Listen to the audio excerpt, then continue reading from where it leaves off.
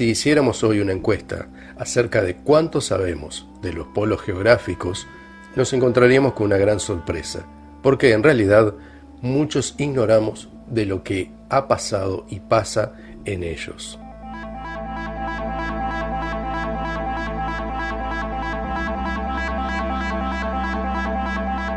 En la Amazonia, que es el pulmón del mundo, bueno, por lo menos era lo que me decían a mí mis profesores en el siglo pasado, no hay una restricción tan severa como sí lo hay en la Antártida, que es verdad que existen expediciones turísticas, pero con regulaciones muy estrictas. La geopolítica internacional ha marcado siempre un perfil de defensa, sobre todo defensa nacional de sus territorios.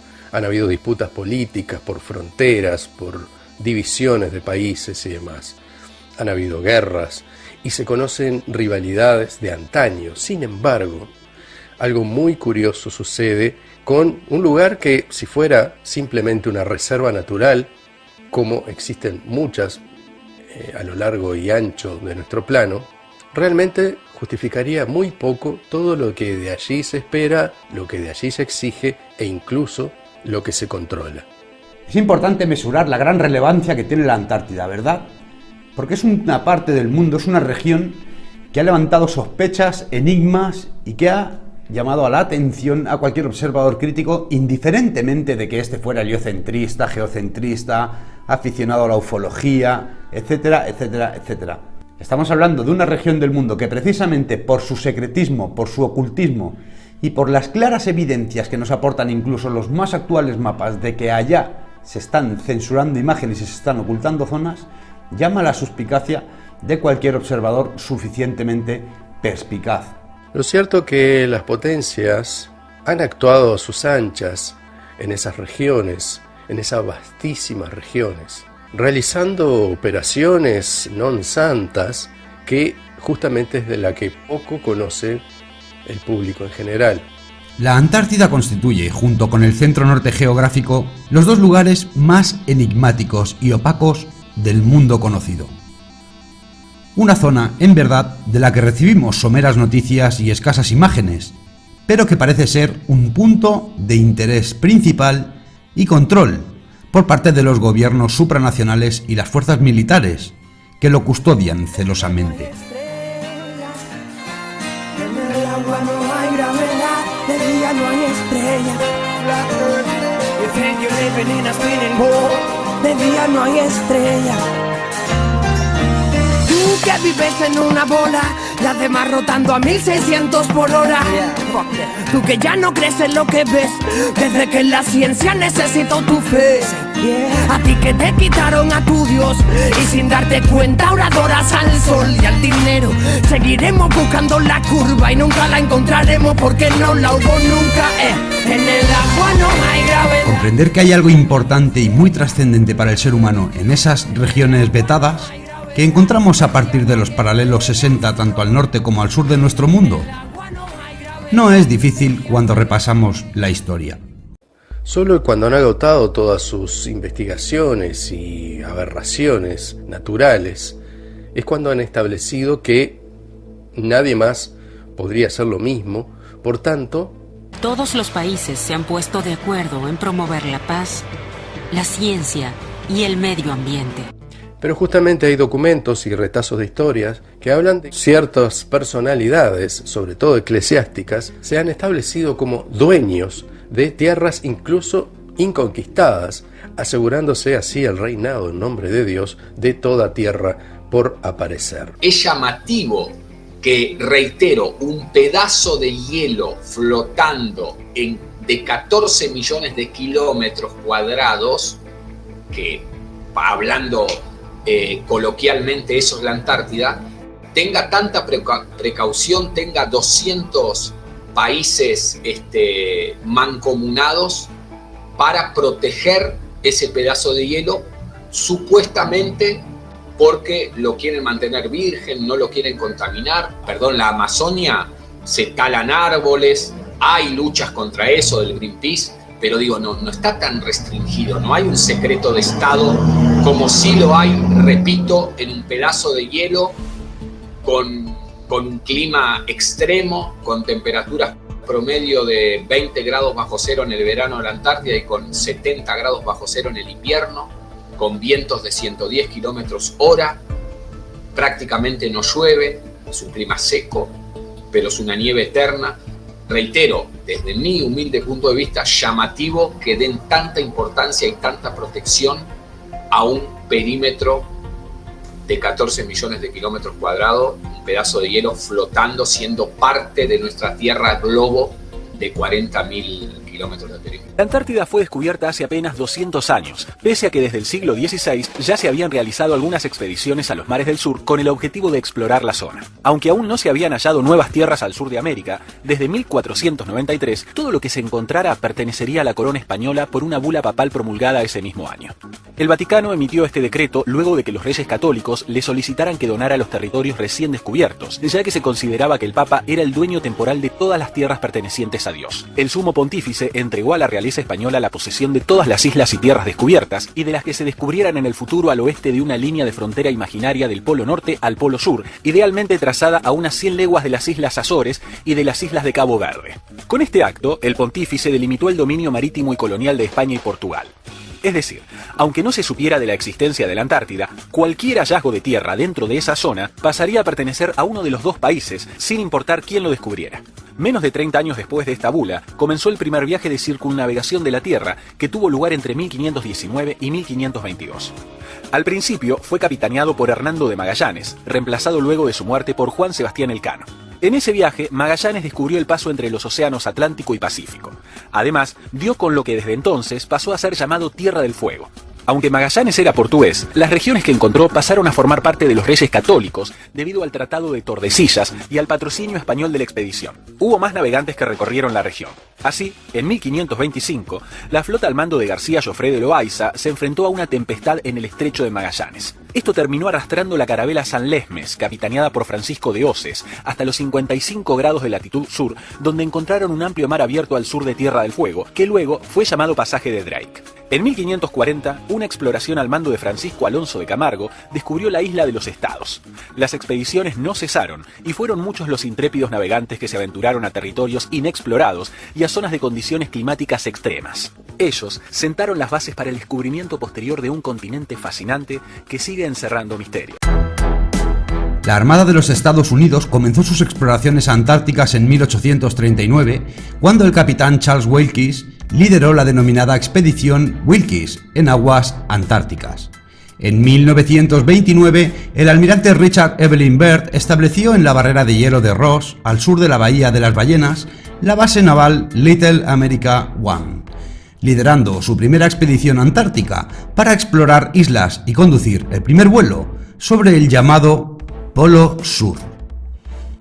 Entre 1934 y 1935, Byrd lideró su segunda expedición antártica explorando más islas y llevó adelante una tercera expedición en 1946, que es la conocida Operación High Jump. Desde el 26 de agosto de 1946 y hasta comienzos de 1947, se lanzó la mayor fuerza militar estadounidense desplegada hasta la fecha en la Antártida, desde esas bases ya establecidas en el Mar de Ross al sur de Nueva Zelanda, divididos en 3 grupos convergentes. Estaba compuesta por nada menos que 13 barcos, 4.700 hombres y numerosas aeronaves. La expedición estaba planeada y equipada para una duración de 6 a 8 meses y, dato importante, se negó rotundamente la participación de observadores extranjeros o extraños al aparato de la Armada. Solo algunos científicos, supuestamente civiles, pudieron participar. En esta expedición se cartografiaron presuntamente, entre otras, las colinas Obruchev, las colinas Banger y las islas Windmill, aunque algunas voces sugieren que lo que la Armada norteamericana descubrió en realidad fue que la Antártida rodea todo el plano. En 1948 el comandante Fine Ron lideró una expedición que fotografió más de 1.100.000 kilómetros cuadrados desde el aire. Luego, entre 1954 y 1955, el rompehielos USS Atka hizo una exploración de algunas bahías antárticas para utilizar en futuros desembarcos. En noviembre de 1955 y hasta abril de 1956 ejecutaron la operación Deep Freeze. Según nos dijeron, con esto se preparó una base permanente para investigaciones más exhaustivas, es decir, un punto para ir desde allí más allá de esas regiones, descubriendo grandes territorios allende la Antártida. En 1958, el presidente Dwight Eisenhower fundó la Administración Nacional de la Aeronáutica y del Espacio, conocida como NASA, que supone uno de los principales activos científicos en la Antártida. Científicos al servicio del nazismo como Wernher von Braun son fichados por la NASA presuntamente por sus capacidades como ingeniero mecánico o tal vez para pertrechar el engaño espacial y focalizar el interés de otros mundos y otras hipotéticas especies inteligentes en el espacio exterior, muy lejos de la Antártida, fuera de nuestro mundo real, en efecto, en un espacio imaginario. Solo un año después de la fundación de la NASA, en 1959, llegó el Tratado Antártico que blindó la Antártida al acceso de cualquier civil que quisiera explorarla libremente. Fue firmado originalmente en mutuo acuerdo y sin protesta alguna por Argentina, Australia, Bélgica, Chile, Francia, Japón, Noruega, Nueva Zelanda, el Reino Unido, Sudáfrica, Estados Unidos y la Unión Soviética. Sí, ha escuchado usted bien, Estados Unidos y la Unión Soviética, actual Rusia, no tienen problemas internos cuando del espacio o de la Antártida se trata, aunque geopolíticamente se declaren públicamente en guerra. Cuando se denuncia la farsa espacial, se esgrime inocentemente por parte de los detractores de la Tierra plana que en plena Guerra Fría la URSS habría aprovechado para denunciar a USA del fraude y viceversa. La Guerra Fría es el periodo entre el fin de la Segunda Guerra Mundial en 1945 y la caída de la Unión Soviética en 1991, y como vemos, no hubo ningún problema en que ambos países, supuestamente enemigos y en plena Guerra Fría, firmaran y mantuvieran este tratado conjunto durante 32 años hasta el presente. Por ejemplo, el ciudadano de dicho país tiene que ir a la base de su país con un permiso especial, monitoreado y cuidado por militares, aunque lo nieguen muchos defensores de la esfera. Las bases que están allí son científicas, pero son militares de Estados Unidos, de Rusia, bueno, de todos los países que están en la Antártida, algunas mucho más cerca del polo sur geográfico, otras mucho más en las costas, costeras a la Antártida, pero son bases militares, y que si uno va allí después de trámites burocráticos exhaustos, no es que yo digo, bueno, me voy a la Antártida, me piro a la Antártida como me quiero ir a España, no es así. Es mucho más complejo. Después de permisos especiales, uno puede ir a la Antártida, pero con reglas estrictas como, lo decías hace un rato vos, hacer pipí y popó donde te lo digan ellos, y si haces en un lugar porque te mueres de gana por una necesidad fisiológica de hacerlo, biológica de hacerlo, lo vas a hacer, puedes tener severas multas. De acuerdo con el tratado original, las naciones reconocieron que era del interés de toda la humanidad que la Antártida se utilizara exclusivamente con fines pacíficos y científicos. El Tratado Antártico consta de 14 artículos principales. Desde entonces, expediciones, exploración, navegación aérea o marítima por parte de cualquier civil están terminantemente prohibidos en la Antártida o sus inmediaciones sin la debida y enciclopédica documentación necesaria y la constante supervisión militar del visitante. Y todo esto por costas y mesetas de hielo. En el centro del mundo existen las mismas restricciones de acceso que en la Antártida, y bien lo sabe la conocida performance estadounidense Laurie Anderson, que cuando trató de viajar al centro norte de nuestro mundo, en 1974, el mismo ejército norteamericano le impidió llegar. Tal vez hizo lo mejor que podía hacer, dando la vuelta y regresando a Estados Unidos. En 1979, un avión neozelandés se estrelló en la isla de Ross. La aerolínea ofertaba un atractivo único para turistas y curiosos. Y es que hacía viajes cercanos al llamado Polo Sur o perímetro de la Antártida. El avión se precipitó accidentalmente sin causa aparente, terminando con la vida de 257 personas y, por supuesto, dando fin a los viajes por el perímetro antártico.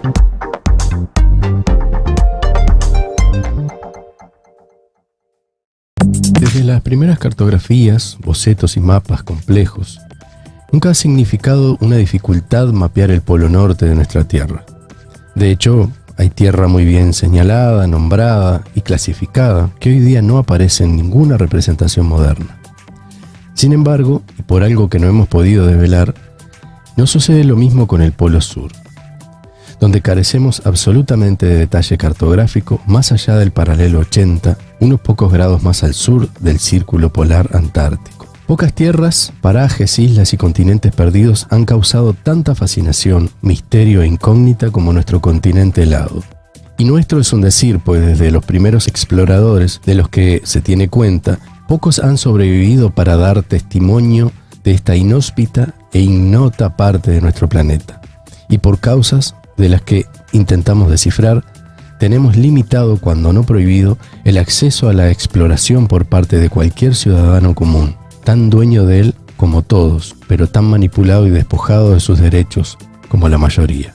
Luego de navegar por más de 60.000 millas a lo largo de la costa antártica, el capitán Cook nunca pudo completar el recorrido alrededor del continente helado, que se supone que tiene una circunferencia de no más de 12.000 millas.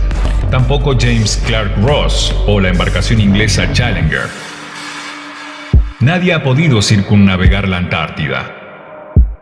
Muchos de los así llamados terraplanistas sostienen que dichas expediciones fracasaron porque la Antártida es en realidad una barrera de hielo que rodea la superficie plana de la Tierra y sus continentes. El mapa de proyección equidistante azimutal, producido por la Sociedad Geológica Estadounidense, ha sido utilizado por siglos debido al hecho de que todas las direcciones azimutales son correctas y están en escala. Estudiando este mapa uno puede ver claramente cómo el hombre ha podido circunnavegar la Tierra en un modelo plano. Y si de hecho está en escala, entonces explica cómo puede ser que luego de 60.000 millas nadie haya podido circunnavegar la Antártida. Aunque parezca mentira, este mapa también es utilizado por Naciones Unidas. En el agua no hay gravedad, de día no hay estrellas. Flat Earth, you think you're living in a spinning ball. De día no hay estrellas.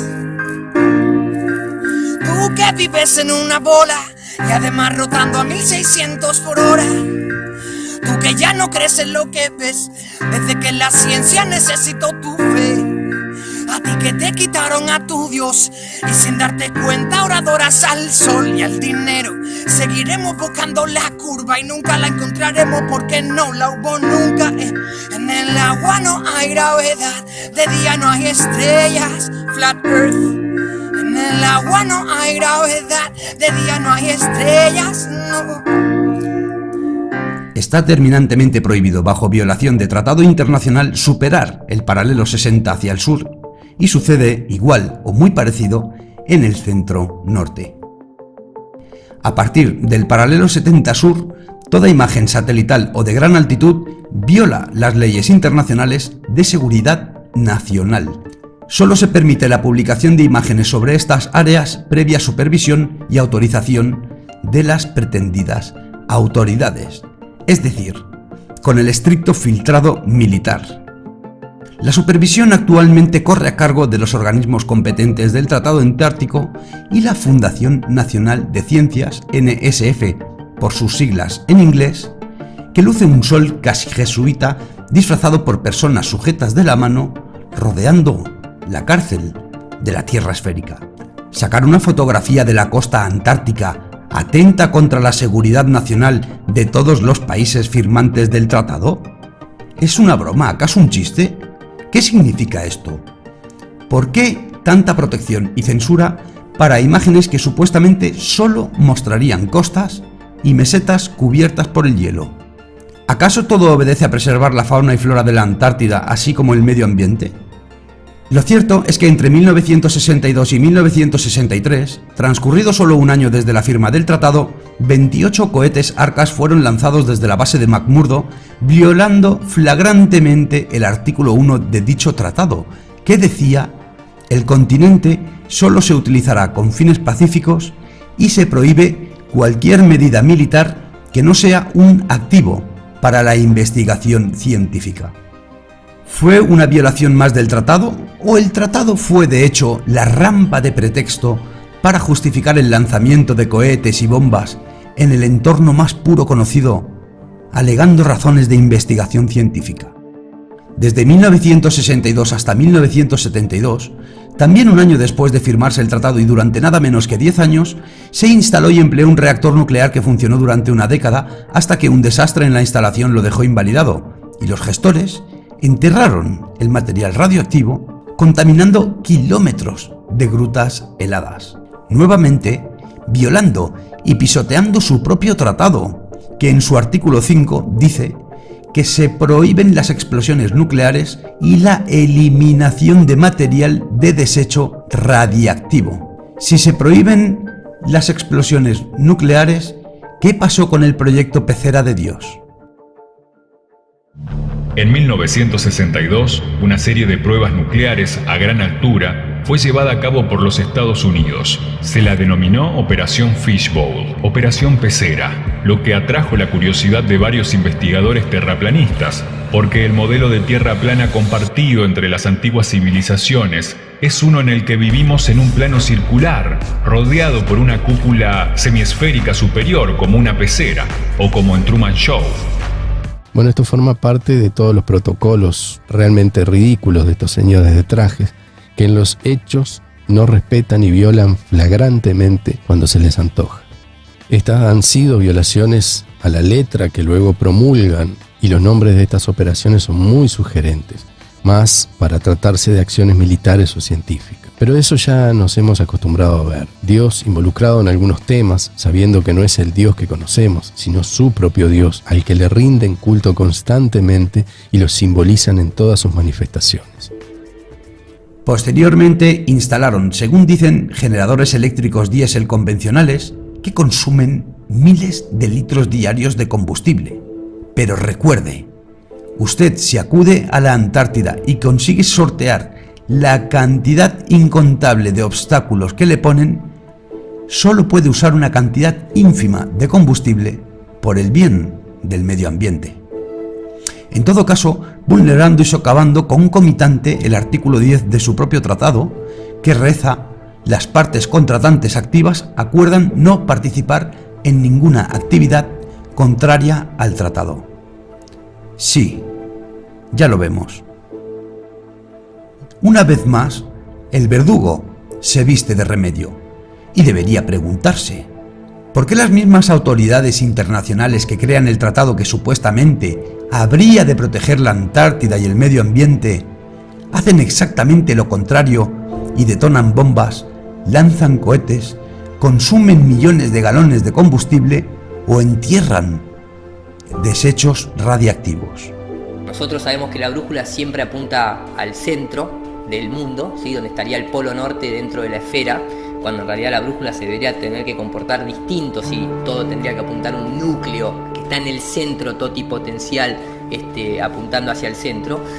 La brújula en nuestro mundo lo que hace es, obviamente, apuntar al centro magnético, no al centro de una esfera, sino al centro de un círculo. Si vos pones un imán sobre el mapa de Gleason y movés una brújula del este hacia el oeste, te vas a dar cuenta que la brújula va girando en relación a ese centro. Cuando vos te vas hacia afuera, o sea en línea recta pero hacia afuera, te vas a encontrar con la Antártida. La Antártida, dentro del modelo terraplanista, es un continente, como dice su palabra, que contiene el agua. Los continentes normales están acá, la Antártida bordea, el agua siempre está a nivel, el agua no se curva, como lo demuestran las observaciones directas dentro de la física de fluidos, y la Antártida tiene una particularidad: es el continente más elevado en promedio de todos los demás continentes. Tiene 3.000 metros de altura promedio. Entonces, imagínate que yo voy navegando hacia el sur.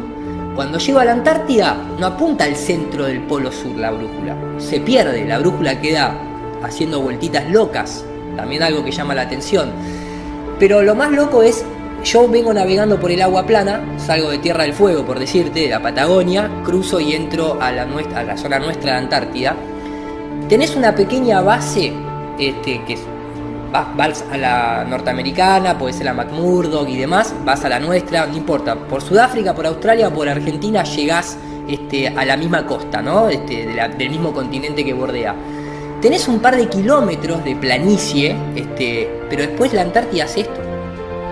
Y queda en promedio a esa altura. Entonces cuando muchas veces se desinforma hablando del muro de hielo y te lo quieren asociar con Game of Thrones y ese tipo o el mismo Truman Show que llega y penetra la pared, en realidad físicamente es eso. Es una costa como cualquier costa del mundo, que el agua está plana y te empezás a adentrar y el continente empieza a hacer esto y no tenés manera de seguir. Además las condiciones climáticas llegan a estar hasta 120, 160 grados bajo cero, según reportes climáticos. Toda la gente que va te dice, tienen una frase, lo que pasa en la Antártida queda en la Antártida, como la de Las Vegas, pero hay mucha militarización en la Antártida. Llegar a la Antártida y pedir un permiso es una cantidad de papeleo burocrático absurdo. Está prohibido usar combustible en la Antártida. Podés usar muy poco combustible, así que si tuvieses maquinaria no te podés alejar mucho. Los aviones solamente son militares los que llegan. No podés salir solo en una expedición personalizada. Tenés multas de hasta $1 millón si pisás una planta, porque está considerado fauna y flora única, digamos. Ni los pingüinos viven ahí.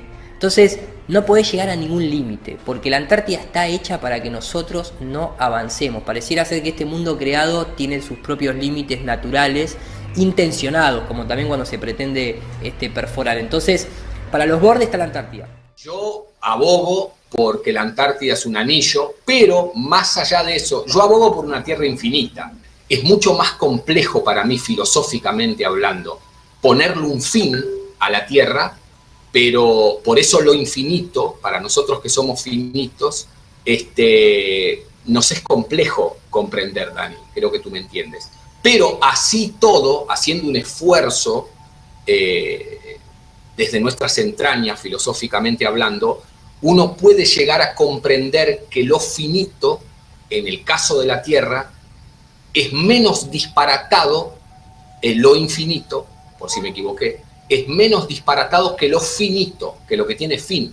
Porque si yo te digo, bueno, la Tierra plana tiene fin, y tú me dices, vale, Víctor, ¿y en ese fin qué hay? ¿Una pared? Buscamos un taladro y avanzamos. ¿Hay un domo electromagnético que impide el pasaje? Bueno, qué sé yo, algún día descubrimos que podemos ser espirituales, estoy diciendo una tontería, y podemos atravesar ese domo magnético siendo inmateriales y no corpóreos, y quizás atravesándolo en forma espiritual podamos ver lo que hay más allá. Siempre hay algo más allá. Yo no me imagino que haya una pared, que haya un domo electromagnético, un campo impenetrable, pero que algún día no se pueda penetrar. ¿Y qué hay detrás de ese campo impenetrable? Entonces, desde mi punto de vista, filosóficamente hablando, la finitud en la Tierra plana trae mucho más problemas que lo infinito. Porque, Víctor, ¿es infinita la Tierra plana? Sí, para mí sí, padre, es infinita la Tierra plana, porque más allá, ¿qué hay? Más sol, más tierra, más frío, más calor, más trópico, más naturaleza, más nieve, más desierto. Y así se va, más oro, más petróleo, más agua potable, recursos infinitos. Entonces la Tierra plana hace un efecto dominó peligrosísimo para la élite. ¿Por qué a Victrón M y compañía se los considera bufones y se los trata de desacreditar permanentemente? Porque nosotros abrimos una caja de Pandora, los TPs, que es terriblemente peligroso para la élite. ¿Por qué? Porque los recursos pasan de ser finitos, el preciado oro, el preciado petróleo, la preciada agua potable, por nombrar algunos, a ser infinitos. Entonces, si son infinitos, ¿para qué tenemos que pagar impuestos? ¿Para qué tenemos que trabajar para sobrevivir si la naturaleza nos está dando todo lo que necesitamos para vivir libremente? Aire puro, infinito, agua potable infinita, oro infinito, recursos comestibles infinitos. ¿Para qué vamos a tener gobiernos? La excusa perfecta de la élite montando una tierra esférica finita con recursos finitos hacen que ellos sean nuestros dioses, nos protejan por nuestro bien, porque nosotros somos tontos, tenemos que dejar la vida en una fábrica trabajando 10, 12 horas, llámese comunismo, llámese de derecha o llámese de centro, da igual. Ninguna religión y ningún partido político habla de no trabajar, ¿sí? Habla de que hay que trabajar, o no, el hombre tiene que ganarse el pan de cada día. Eso es sagrado. ¿Será sagrado o será una imposición elitista, masónica, para que nosotros seamos súbditos obedientes sin saberlo? Porque yo puedo plantar y vivir de lo que planto en una tierra infinita. Puedo tener oro infinito. Todos podemos tener infinito y a todos nos sobra. ¿Por qué vivimos en una esfera finita, con recursos finitos, con un salario finito, con una vida económica finita y con una libertad finita? ¿No tendrá eso que ver con la forma de la Tierra? La razón de todos estos despropósitos podría ser que las regiones meridionales del extremo sur constituyen el acceso a llano abierto, a incontables islas y continentes más allá del anillo antártico, que no polo, extendiéndose por toda la planicie infinita e inabarcable. Regiones donde abundarían recursos inacabables, infinitos y, por supuesto, mucha más vida vegetal, animal y lo más probable es que humana. De hecho, más vida inteligente. Quizá, quién sabe, si los tripulantes de esos objetos llamados platillos volantes u otras aeronaves, que copan la literatura ufológica con millones de avistamientos y que los gobiernos encauzaron hacia el universo vacuo y falaz de Disney NASA.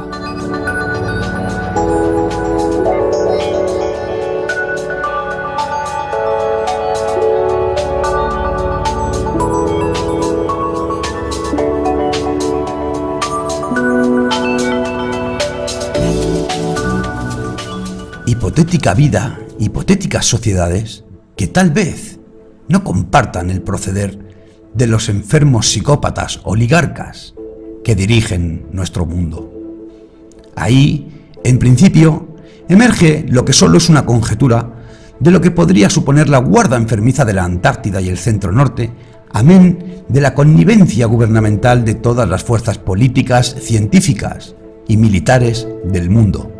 Obviamente, habrá otras tantas causas, todas ellas igualmente conjeturas. No solo se descubre la falacia de la Tierra esférica y la continuidad de nuestro mundo plano, sino la existencia de más vida, de vida inteligente. Y esto es algo sumamente trascendente para el ser humano y perturbante para el sistema de dominio y control que lo somete. Hoy sabemos empíricamente que el universo heliocéntrico NASA es un fraude de proporciones bíblicas. Y con la Antártida sucede otro tanto, por lo que sería conveniente utilizar las mismas cabezas de turco para encubrir ambos engaños. Michael Malin fue científico jefe de programas de investigación en la Antártida y al mismo tiempo se encargó del procesamiento y coloración, entre otros, de los programas de exploración e investigación que pretendidamente llevan los rovers Mars en el ficticio planeta Marte, dibujado por Disney NASA. Es CEO y científico jefe desde 1990 hasta la actualidad de la Malin Space Science Systems, o MSSS por sus siglas en inglés, que es una compañía en San Diego, California, que diseña, desarrolla y opera instrumentos para volar vehículos espaciales no tripulados que después empleará, siempre pretendidamente, por supuesto, la Agencia Espacial Norteamericana en la casi totalidad de sus supuestas misiones actuales, no solo a Marte, sino a asteroides, a Venus, etcétera, etcétera, etcétera. Parece, en efecto, que algunos cabecillas de la avanzada científica son seleccionados minuciosamente para encubrir y tergiversar escenarios, ya sea reales o imaginarios. Lo cierto es que lo tenemos todo por conocer de la Antártida, una región desconocida que poco a poco adopta tintes de estado privado. Un estado privado común, eso sí, de la élite mundial, que está cada vez más cerca, incluso, de tener una bandera oficial. Y por supuesto, es una bandera con una pirámide. No puedes entrar en el concepto de la geocentría, el terraplanismo, el noosfericismo, si no desarrollas un proceso deconstructivo, intelectual y conceptual de un cuerpo esférico, con su lógica y su mecánica, su funcionamiento, para transformarlo en un plano circular, con su lógica, su mecánica y su funcionamiento. Vale, y como hoy nos vamos a ir hacia los sures y nos vamos a adentrar en ellos, pues vamos a hacer un poquito de repaso histórico de la etimología de la palabra Antártida. Aquí en la Wikipedia podemos ver que proviene de una versión romanizada de una palabra compuesta griega, Antarctic, y que significa opuesto al Ártico u opuesto al norte, ¿de acuerdo? Aquí hacen un poquito de historia, que dicen que el primer uso de la palabra se remonta al año 350 a.C., cuando Aristóteles se refirió a una región antártica en uno de sus libros. También hace mención a que Claudio Ptolomeo, sobre una probable simetría de las masas terrestres, persistía la creencia de un vasto continente en el extremo sur del globo, conocida como Terras Australis, de ahí viene el nombre de Australia, o Tierra Desconocida del Sur. Él decía que su existencia ayudaba a equilibrar las tierras septentrionales de Europa, Asia y África del Norte, ¿de acuerdo? Supongo que esta gente había enviado emisarios al sur y ya sabrían que lo mismo que hay arriba, que es hielo, también había abajo. No sé, de alguna manera se habían adelantado a los grandes exploradores de más adelante. Y otra curiosidad es que aquí podemos ver cómo le han denominado a ciertas montañas con la palabra domo. Y tenemos 3 grandes domos, vamos a leer qué significa. Tenemos el domo A, que viene de la palabra Argos, de Jasón y el Vellocino de Oro, y dicen que domo es el nombre del punto más elevado de la meseta antártica, ¿de acuerdo? Y aquí viene lo interesante, que dicen que un domo de hielo es el componente principal de un casquete glacial o de un glaciar de casquete y se desarrolla simétricamente en forma de parábola convexa sobre una masa terrestre. No le podían haber puesto otro nombre más que domo. Entonces, claro, dicen que este domo A no es una montaña, sino que una planicie cuyo punto más alto se eleva a 4.093 metros sobre el nivel del mar, ¿de acuerdo? Vamos a ver los otros domos, el domo C también conocido como Circe, y lo tienen situado en el latitud 7506 sur, y el domo F, que viene de Valquiria, de Wagner, está localizado en latitud 7730 sur, ¿vale? El domo A estaba, que no lo he dicho, latitud 8022 sur. Muy curioso esta denominación geológica con esta palabrita domo. What we're going to do is look at what it says about Antarctica. Just remember, this is a 1958 edition. Okay, this says here Antarctic regions. All the exploration. It has a few photos, not too many. This is the map created back then. Question about the good flights, and it says these flights prove the inland areas to be featureless in character, with a dome 13,000 feet high at about latitude 80 degrees south, longitude 90 degrees east. For the word dome. Los fenómenos que suceden con el Sol en esta inhóspita región de nuestro plano son de lo más complejo de abordar. En realidad, los videos que vemos de la base Amundsen-Scott, que parece que son imágenes reales, y que el Sol en círculos, el Sol durante 6 meses está dando vueltas ahí sin ocultarse. El Sol como lo vemos en España, como lo vemos en Argentina, así, redondo, esférico, disco, lo que tú quieras. No hace un arco como lo hará en España. Yo nunca estuve en España, pero supongo que el Sol en España nunca hace esto. El Sol en España hace este, oeste. En la Argentina lo mismo, este, oeste, con un arco en U más pronunciado en verano por aquí y más al sur, y con un arco en U, obviamente boca abajo, un arco del triunfo menos pronunciado en el invierno de aquí, en junio, julio, y más hacia el norte y más hacia el horizonte, ¿vale? Esto es lo que conozco yo en Buenos Aires. No sé cómo será en España, supongo que lo que se repetirá en España es el arco en U, más pronunciado, menos pronunciado, más al sur, más al norte, pero lo que sí, lo llamativo, digamos, espectacular de ese movimiento del Sol ahí, que yo lo vi en imágenes en la Amundsen Scott, es que él hace círculos, ¿sí? 24 horas, 48, y hace círculos. Y a medida que van pasando los meses, o sea, primero él hace círculos en el cenit, por decirlo de alguna manera, no sé los grados, pero lo hace alto en el cielo cuando arranca el verano, cuando aparece el Sol entre el 25 y 28 de agosto, si no mal recuerdo, de todos los años. Es matemático, ¿sí?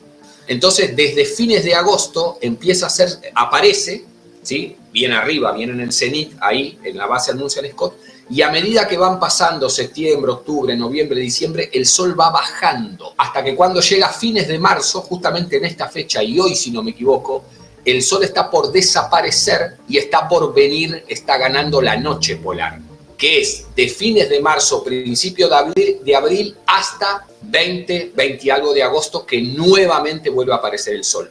No existe un solo día que el Sol salga tantas horas como lo hace aquí y se oculte tantas horas como lo hace aquí, ¿sí? Aquí me refiero a España, Argentina, Argentina, España, que se comporta de la misma manera. Ahí la particularidad que tiene, lo excepcional del comportamiento del Sol, es que el Sol se comporta en círculos y aparece por 6 meses y desaparece por el mismo tiempo, ¿vale? Hasta ahí se va entendiendo. ¿Cuál es el tema del 1 grado? Que lo que pasa, lo que nos muestran en la Antártida, en esos videos, Dani querido, es que el Sol está 6 meses en la Antártida, pero solamente en ese punto, en el paralelo 90, paralelo 89, ¿vale? Esto es lo que quiero que entiendan. La Antártida tiene un perímetro, según nos dicen, a mí no me consta, de 14 millones de kilómetros cuadrados, ¿vale? En esos 14 millones de kilómetros cuadrados tenemos la Amundsen Scott en el paralelo 89, pero, por ejemplo, tenemos la base Belgrano 2, que es la Argentina, que está en el paralelo 78 sur. Está a 11 grados más alejado del polo de la base Amundsen Scott y a 12 grados del polo sur geográfico, del paralelo 90. ¿Me seguís? Hasta ahí se entiende, ¿no? Vale. En esa base, Dani querido, no hay 6 meses de sol. Fíjate tú, en la base Belgrano, que está en el paralelo 78, hay 4 meses de sol de medianoche. O casualidad, también haciendo círculos y desapareciendo a los 4 meses. Pero ¿qué pasa a los 4 meses? ¿Vuelve la noche polar, 24 horas de noche o más, a oscuras? No. Vuelve el sol cíclico. El dato que no tengo yo, que es importante, es que si el sol que tenemos nosotros, este-oeste, el sol en arco, ahí también se comporta en arco. No lo tengo. Lo que sí tengo el dato es que el sol se comporta en los horarios que conocemos nosotros, el día y la noche. Por ejemplo, sale 18 horas de sol, porque no tengo los datos aquí, por decirte algo, en esos 2 meses, ¿sí? Porque tiene 4 meses a oscuras y 4 meses de sol de medianoche, ¿vale? 4 meses de noche polar, que se llama el fenómeno oscuras, y 4 meses de sol de medianoche. Pero el año tiene 12, ¿sí? Entonces les queda 4 meses más. En esos 4 meses interinos, por llamarlo de alguna manera, el sol tiene horas, tiene 18 horas de sol, 6 horas a oscuras, ¿vale? Y Y después, y así va cíclicamente. Y cuando es verano, invierno, el sol va pasando de 24 horas a 18 horas, 17, hasta que llega a 1 hora, y hasta que cuando pasan los 4 meses, vuelve la noche polar con 4 meses a oscuras. Y cuando de noche polar pasa a verano, se invierte, pasa de 24 horas oscuras a 23 horas oscuras, 22, y el sol va saliendo 1, 2 horas, 3 horas. ¿Se entiende? Cíclicamente hasta que llega al sol de medianoche. Esta gente quiere justificar el fenómeno de sol de medianoche y de noche polar con una inclinación del globo de 23 grados, lo cual llanamente, burdamente, livianamente tiene coherencia. ¿Por qué? Porque si yo agarro un globo terráqueo, lo ilumino con una fuente lumínica, si yo lo inclino, los polos que están aquí, Dani, uno arriba de la pelota y otro abajo, aunque la pelota no tenga arriba y abajo, sí es verdad que si yo lo inclino y lo giro al mismo tiempo, la luminosidad del polo, imagínate, se inclina, siempre va a estar iluminado. Pero ¿cuál es el problema, Dani querido? Lo que se ilumina es toda la Antártida en su totalidad y algo más, que eso lo tendríamos que hacer con un globo terráqueo. No se ilumina 6 meses solamente la base Amundsen-Scott en ese experimento, como sí sucede en el mundo real. ¿Me explico? Entonces, la justificación, la pseudoexplicación de esta gente en el afán de defender su globo es errónea, es equívoca. Porque si uno hace el experimento con un globo terráqueo, la luminosidad que uno da es total. O sea, los 6 meses, si fueran en toda la Antártida, sería válida la explicación. Ahora, como no es así en la realidad, los 6 meses solamente son en el polo norte geográfico, en el medio del océano glacial ártico, allá por el norte, y en el otro extremo, en el paralelo 90 a la Antártida, solo ahí hay 6 meses a oscuras y 6 meses de sol. Esa explicación burda del oficialismo se cae a pedazos. Porque cuando uno hace la prueba, uno tendría que hacer con un láser solamente para iluminar 1 grado que correspondería al 89 y al 90, o 2 grados, ponele, regalale 2, donde se sitúa la base Amundsen-Scott. ¿Me explico? Por eso yo creo humildemente, a pesar de que hable con pasión, que refuto a la pseudoexplicación oficial, porque la explicación que dan ellos suena muy bonita, tiene cierta lógica, pero si uno rasca un poquito, si uno escarba, si uno escudriña, se da cuenta que es burda, que no tiene sustento científico y que no tiene lógica y asidero científico. ¿Se entendió?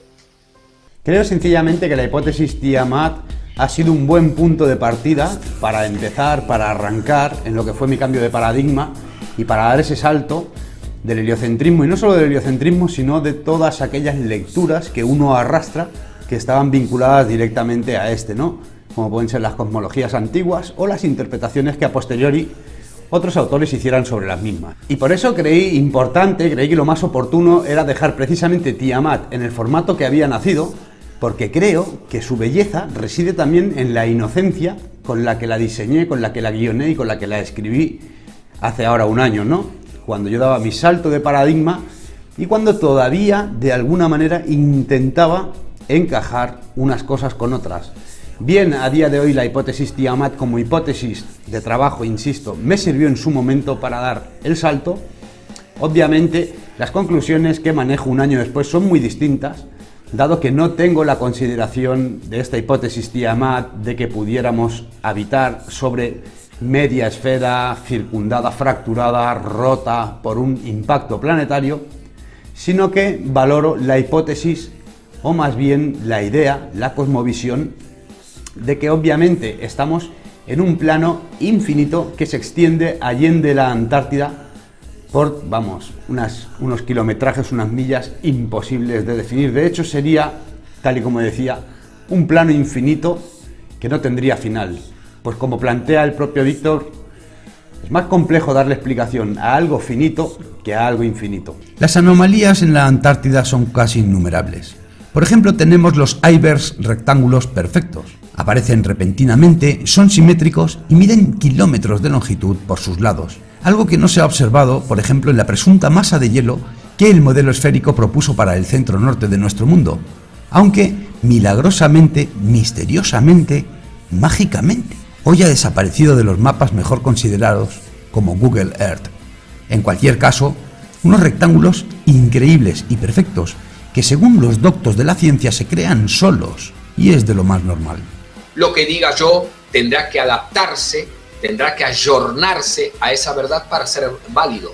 Si lo que digo yo no se ayorna, se ayorna un capricho de Victor M, simplemente es un capricho de Victor M, nada más que eso. Pero ciertamente valoro la opinión y la valoro con mucha seriedad de que lo más probable es que nos esté absolutamente prohibido el acceso a aquellas regiones precisamente porque el mundo, porque la creación, porque nuestro preciosísimo reino plano se extiende más allá de la Antártida, contando por supuesto con más regiones, con más vegetación, con más vida animal y por supuesto con más vida humana e inteligente. Amigas y amigos, esto es todo, muchísimas gracias.